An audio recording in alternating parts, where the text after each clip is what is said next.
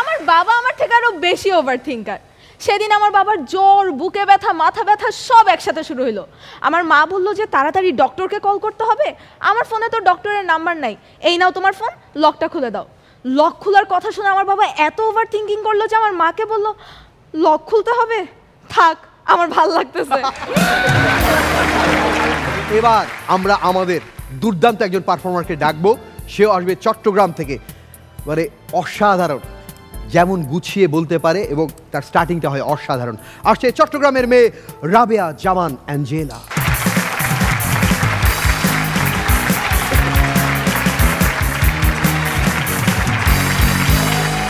আসসালামু আলাইকুম জাজেস। আমি এত চিন্তা করি যে আমার এলাকায় আমি চিন্তা করার জন্য বিখ্যাত। আমার এলাকায় যার মাথায় যেই চিন্তা আসুক না কেন, সে এসে আমাকে বলে তার হয়ে আমি চিন্তা করে দেই। এন্ড তাই আমি একজন ওভার থিঙ্কার। আমার বাবা আমার থেকে আরো বেশি ওভার থিঙ্কার। সেদিন আমার বাবার জ্বর, বুকে ব্যথা, মাথা ব্যথা সব একসাথে শুরু হলো। আমার মা বললো যে তাড়াতাড়ি ডক্টরকে কল করতে হবে। আমার ফোনে তো ডক্টরের নাম্বার নাই। এই নাও তোমার ফোন, লকটা খুলে দাও। লক খোলার কথা শুনে আমার বাবা এত ওভার থিঙ্কিং করলো যে আমার মাকে বললো লক খুলতে হবে, থাক আমার ভাল লাগতেছে। আমি এই ওভার থিঙ্কারের পাশাপাশি একজন ইন্ট্রোভার্টও। আমি এতই ইন্ট্রোভার্ট যে হাজতের সংসারদের সন্ত্রাসীদের সাথে আমার প্রচুর মিল আছে। সন্ত্রাসীরা যেরকম ভয় তাদের মুখ খুলে না, সেরকম আমিও পরীক্ষায় মৌখিক কথা বলার সময় লজ্জায় মুখ খুলি না। তো সেদিন আমার আম্মু আমার কাছ থেকে আমার মোবাইলটা ছিল। আমি ওভার থিঙ্কিং করে আমার মোবাইলে যা আছে সব ডিলিট করে দিলাম। আমার মোবাইলে এখন কিচ্ছু নাই, পুরা খালি। আমার মাকে তারপর দিলাম যে নাও। আমার মা শুধু ঘড়ির টাইমটা দেখে আমাকে ফেরত দিয়ে দিল। একজন ওভার থিঙ্কারের যদি কোনো থিম সং থাকে তাহলে সেটা কি হতে পারে? চিন্তা তাক চিতা চিতা চিন্তা তাক তা। তো সেদিন আমি ট্রেনে করে একটা জায়গায় যাচ্ছিলাম। একটা ছেলে আমাকে 2 বার জিজ্ঞেস করলো যে আপু কয়টা বাজে। আমি চুপ করেছিলাম। তৃতীয়বার যখন জিজ্ঞেস করলো তখন আমি বললাম যে শুনেন, এখন যদি আমি আপনাকে টাইমটা বলি, আপনি বলবেন যে ঘড়িটা কোন ব্র্যান্ডের, দেন বলবেন যে ঘড়ি থেকে আমি দেখতে অনেক সুন্দর, তারপর বলবেন যে আমার বাবা কি করে। আমি তো বলবো আমার বাবার গুলশানে বড় একটা বাড়ি আছে, অনেক কোটিপতি। তারপর আপনার বাবা মা আমার বাবা মায়ের কাছে বিয়ের প্রস্তাব পাঠাবে। এখন আমিন ভাই আপনিই বলেন, যেই ছেলের একটা ঘড়ি কেনার সামর্থ্য নাই, আমার কি তাকে বিয়ে করা উচিত? না। একটা ঢাকায় একটা ছেলে মোটা বেতনে চাকরি করতো। তার বাবা গ্রাম থেকে তাকে দেখতে এসেছিল। এসে দেখে তার রুমে একটা মেয়ে। বলে কি রে, এই মেয়ে কি তোর সাথে ঘুমায়? না না বাবা, ও হচ্ছে আমার রুমমেট, আমার পাশের রুমেই থাকে। তো যাই হোক, তার বাবা 2 দিন থাকার পরে চলে গেল।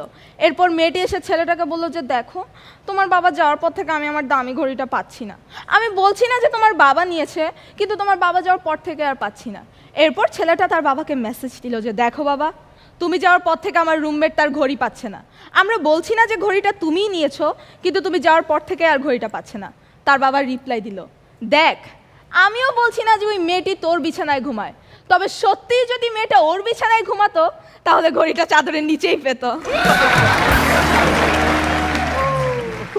আমার মা হচ্ছে আরেক ওভার থিঙ্কার। আমার মা এত ওভার থিঙ্কিং করে যে সেদিন আমি স্কুল থেকে আসতে মাত্র 3 ঘন্টা লেট করছিলাম। আমার মা চিন্তা করতে করতে করতে করতে ফাইনালি আমার রুমের একটা ছবি তুলে পত্রিকায় বিজ্ঞাপন দিল। বিজ্ঞাপনের হেডলাইন ছিল, এটা আমার মেয়ের রুম, ভাড়া দেওয়া হবে। তো যাই হোক, শেষমেশ রনি ভাইকে একটা কথাই বলবো, যেটা শুনে রনি ভাই দাঁড়িয়ে যাবে, দাঁড়াতে বাধ্য। কি রনি ভাই, আপনি ওভার থিঙ্কিং করতেছেন? আর এত ওভার থিঙ্কিং এর কিছু নাই, কথাটা হলো আমার পারফরমেন্স শেষ।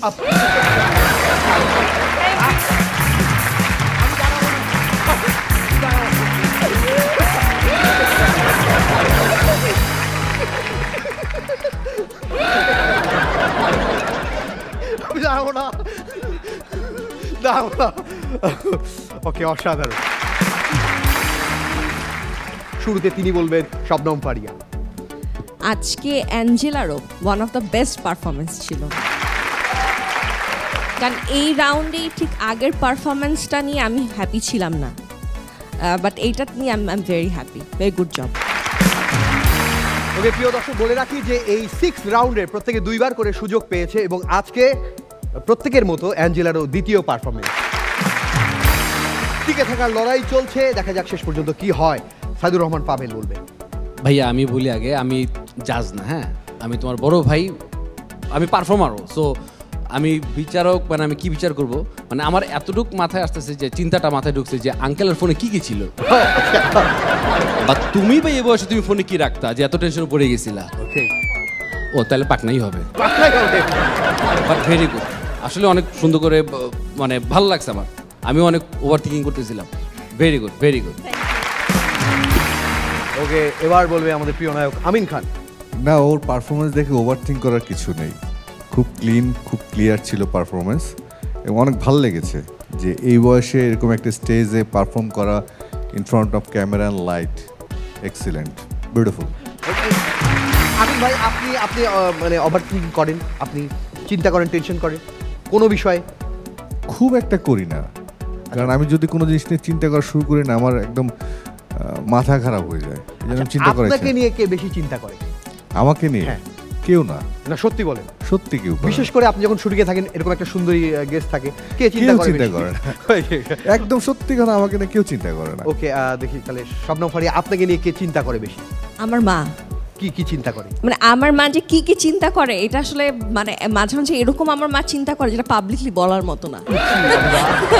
মানে আমার মা যে কি ভয়ানক সব ওভারথিঙ্ক করে, এবং তার সাথে যোগ দেয় আমার বড় দুই বোন। আচ্ছা, মানে সাথে একটু ইয়ে দেয় আর কি, তাল দেয়। হ্যাঁ হ্যাঁ, মানে ভয়ানক। একটা বলেন তো যে এই চিন্তা করে ফেলেছে একদিন, আপনি দেরি করে ফেলেছেন? কিছু না, আমি একদিন মানে দুপুর না ঠিক সন্ধ্যাবেলায় ঘুমিয়ে গিয়েছিলাম, কারণ আমার ওদিন একটু শরীর খারাপ ছিল, মানে একটু জ্বর ছিল।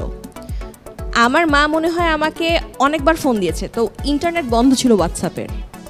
আমার মা ঠিক 2 ঘন্টা পরে আমার মেজো বোনকে আমার বাসায় পাঠিয়েছে।